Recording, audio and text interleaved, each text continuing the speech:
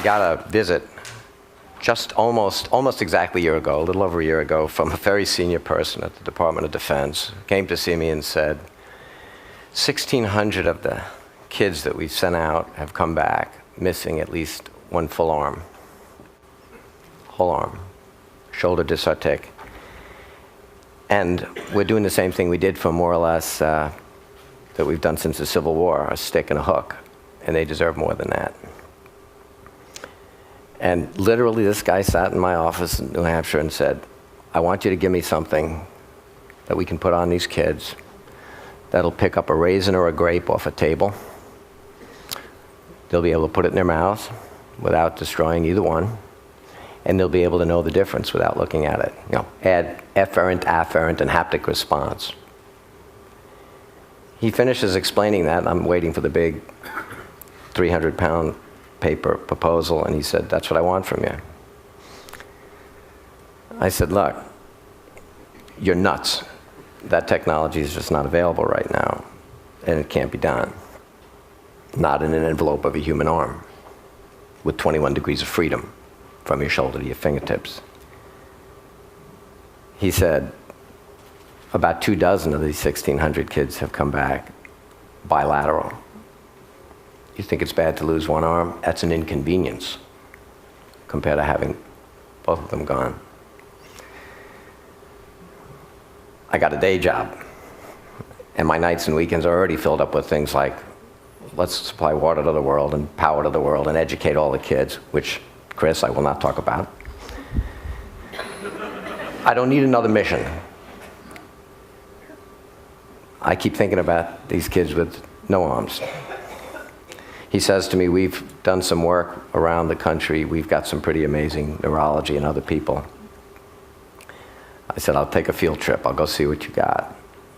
Over the next month, I visited lots of places, some out here around the country, found the best of the best. I went down to Washington.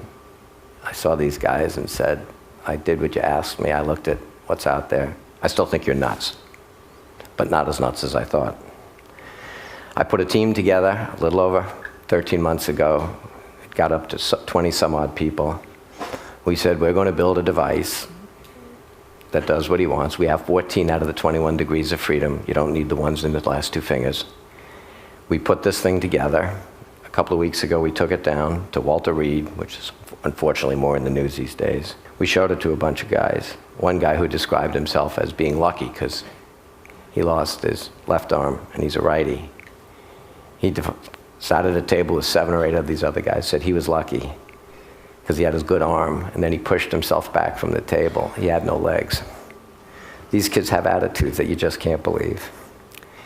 So I'm going to show you now without the skin on it, a 30-second piece, and then I'm done. But understand what you're looking at, we made small enough to fit on a 50th percentile female so that we could put it in any of these people. It's going to go inside something that we're using CAT scans and MRIs of whatever is their good arm to make a silicon rubber, then coated and painted in 3D, exact mirror image of their other limb.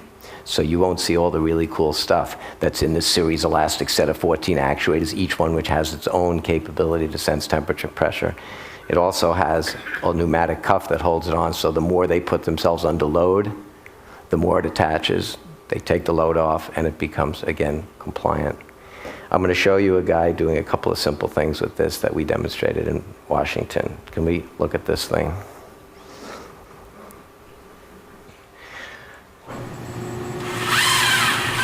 Watch the fingers grab. The thumb comes up. Wrist. This weighs 6.9 pounds. He's going to scratch his nose. Got 14 active degrees of freedom. Now he's going to pick up a pen with his opposed thumb and index finger.